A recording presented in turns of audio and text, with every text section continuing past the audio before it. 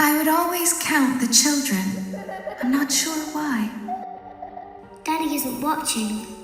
I was always acutely aware of how many there were in the room with me. 2, then 3, then 2, then 3, then 4, then 2, then none. Don't tell Daddy that I'm here. I wanted to watch your show too. They usually played together in groups of 2 or 3. I was covered in glitter. I smelled like birthday cake. There were 2, then 3, then 5, then 4. I don't know why you won't let me come see you. You're wonderful. I can do something special. Did you know that? I can make ice cream. Although I only did it once.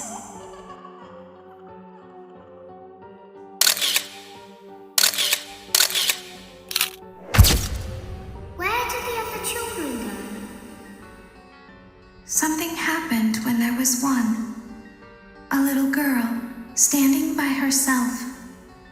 I was no longer myself, and I stopped singing.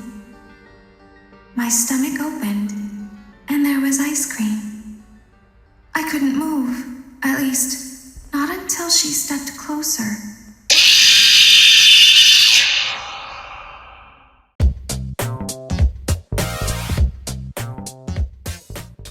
Circus Baby is an animatronic designed by William Afton that takes place in the Five Nights at Freddy's sister location game at the Five Nights at Freddy's sister location, Circus Baby's Pizza World.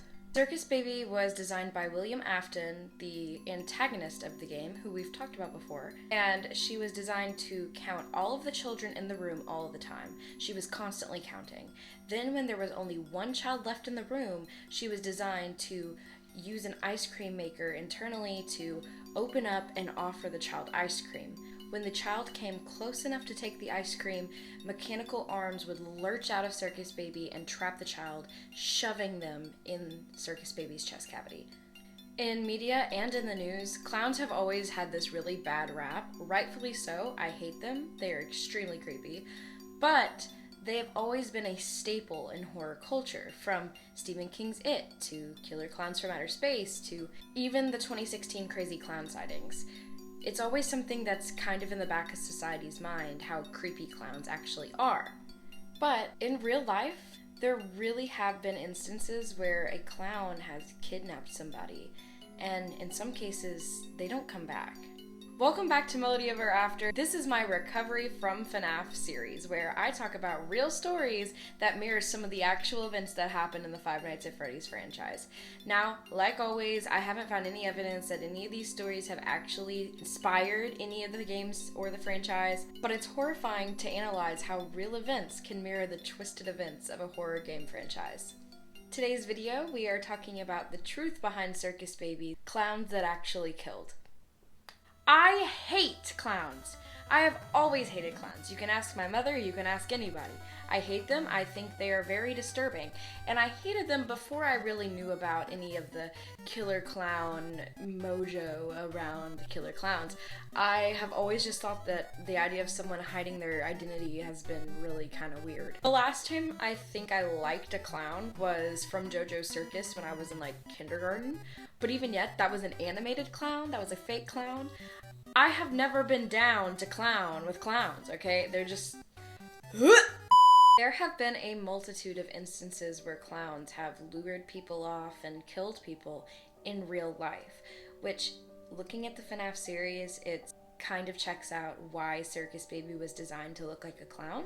There have been a multitude of instances where people have been lured off, distracted by, and even killed by clowns in books, movies, games, the news, and yeah, even in real life. And I am in no way assuming that I am smarter than anyone else or superior to anyone else, but I just want to know why.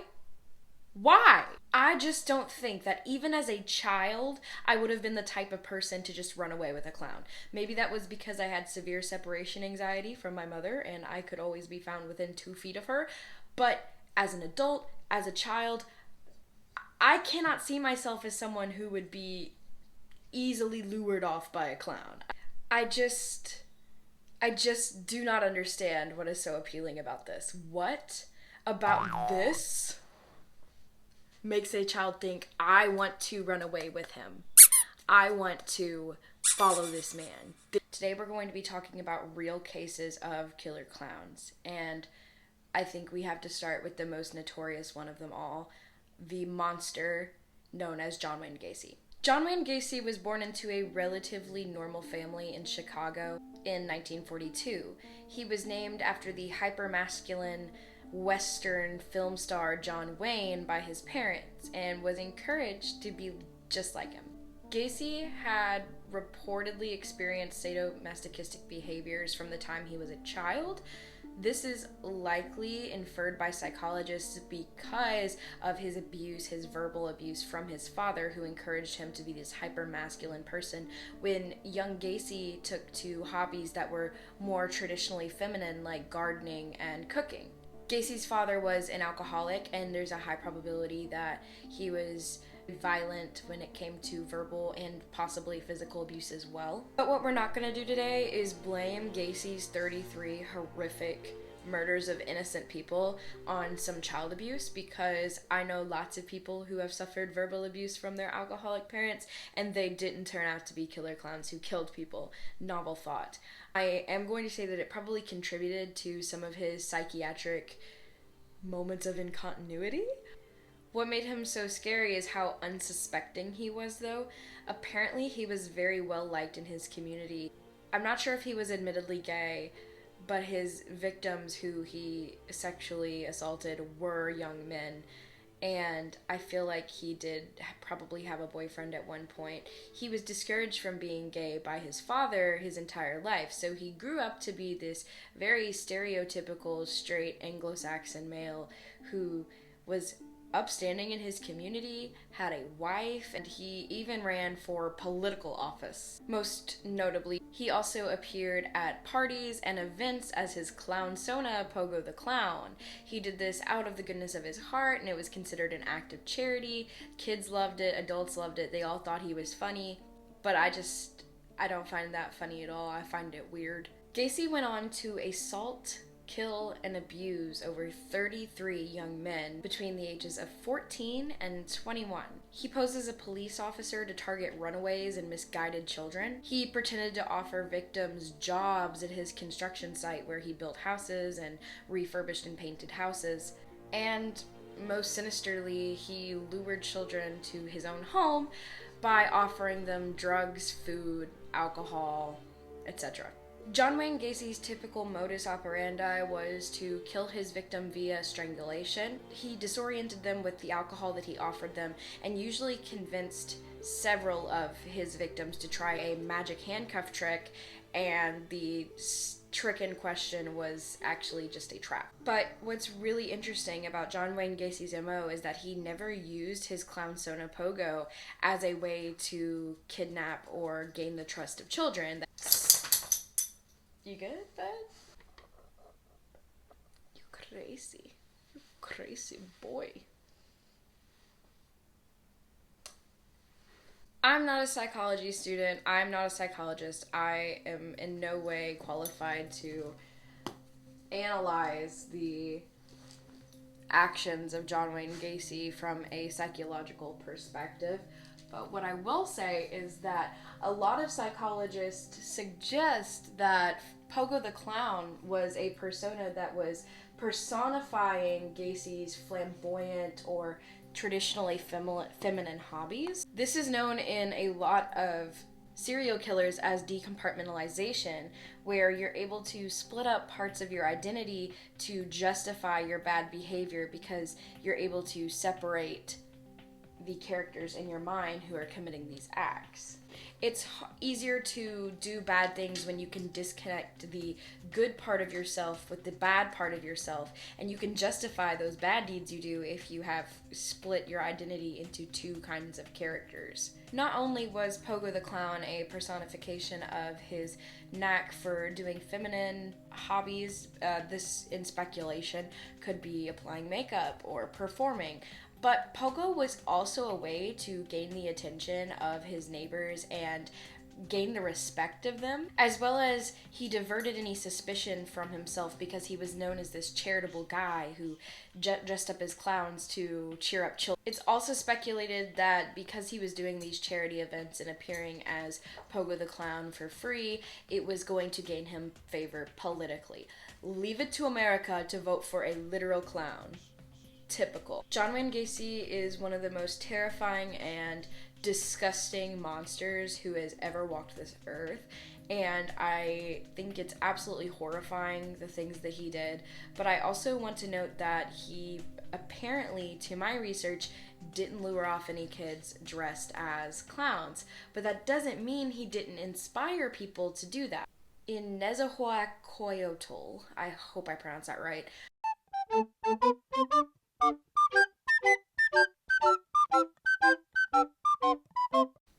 bear with me, that is a long word. In Mexico State in 2019, 3 men reportedly lured off a 7-year-old girl to their van dressed as clowns with candy. Some sources say van, some sources say motorcycle. Most of these were in Spanish and were translated to English. The clowns used a vehicle to intercept a 7-year-old girl who was playing in her neighborhood by luring her to the vehicle with sweets. Luckily, it was in a fairly nice neighborhood, and the neighbors heard the unnamed girl's cries and were able to alert the unnamed girl's mother as well as the police before the 3 men were able to escape the neighborhood. The neighbors also were able to block off certain roads and exits with their vehicles and with their bodies or whatever. They were able to intercept these kidnappers' route of taking this little girl. When the police had the 3 men arrested, the one thing that they noticed though from their phones, which they confiscated, was there was a recent message sent by one of the men who said, "We have the package," or something similar in Spanish. They said that they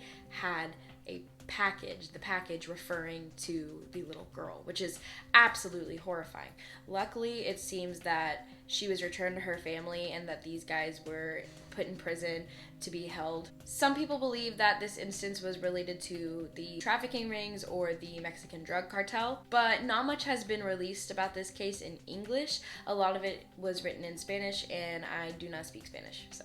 The last update about these 3 goons was that they were in holding in 2019 and were waiting to appear before a judge in court regarding this whole situation.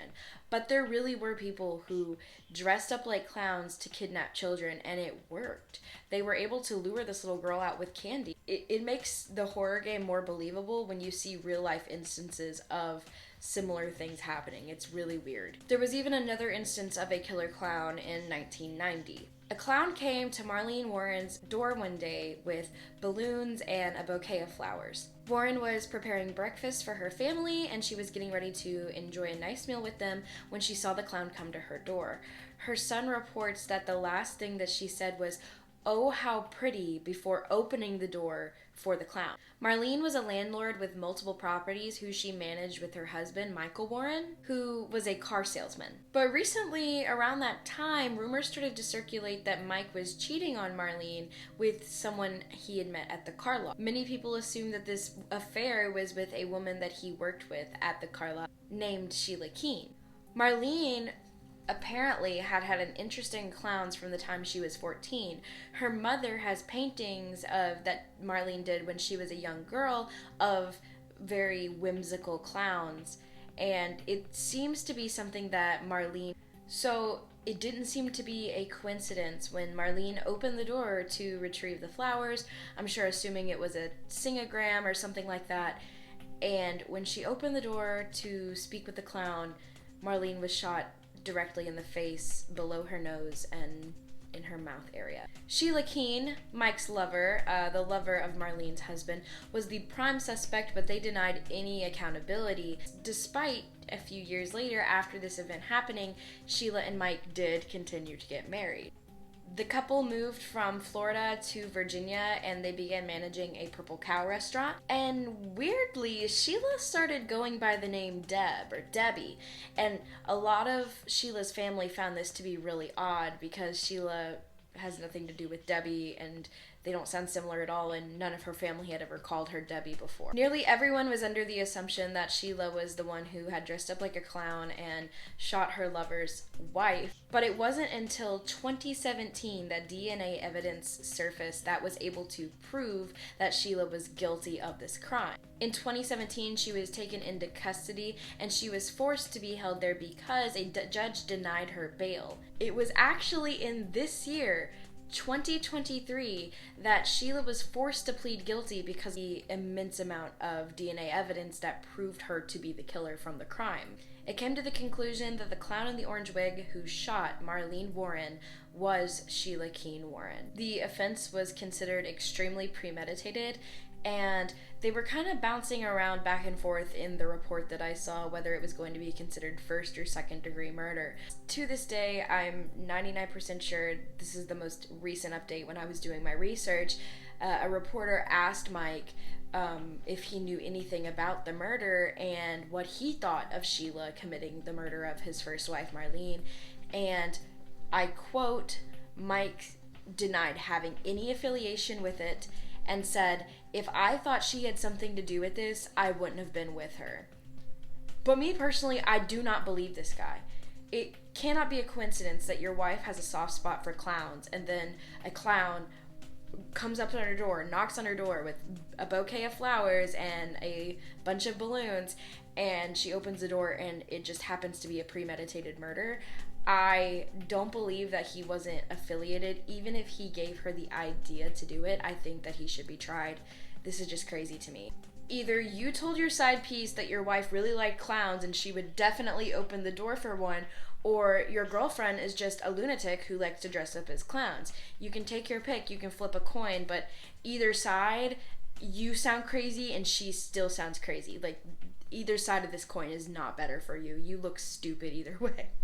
So there you have it, 3 real-life occurrences of crimes committed by clowns involving luring off children and, in unfortunate circumstance, killing. Clowns are represented in media like Five Nights at Freddy's as monsters. But the truth is, before the killer clowns of the 80s, the killer clowns of 2016, and John Wayne Gacy, clowns were just whimsical performers, just like any other actor or party entertainment. But that's why you won't see me at a circus, as well as like the cruel treatment of animals there, and my peanut allergy. That's probably another reason you won't see me at a circus, but we're kind of going off script here. What makes Circus Baby's design gut-wrenching as a horror character in a video game franchise is that subconscious kernel of truth we associate with clowns being these beings that lure people off and do unspeakable things. That little hint of realism embedded in Circus Baby's character design and animatronic design is, I think, what makes her such a tragic and scary character, because it's clear that Circus Baby in the games isn't conscious of what she's doing. It's just what she has been programmed to do, what she has been designed to do. And that little tiny subconscious fear we have of clowns luring children away is very real and makes the game that much more scary.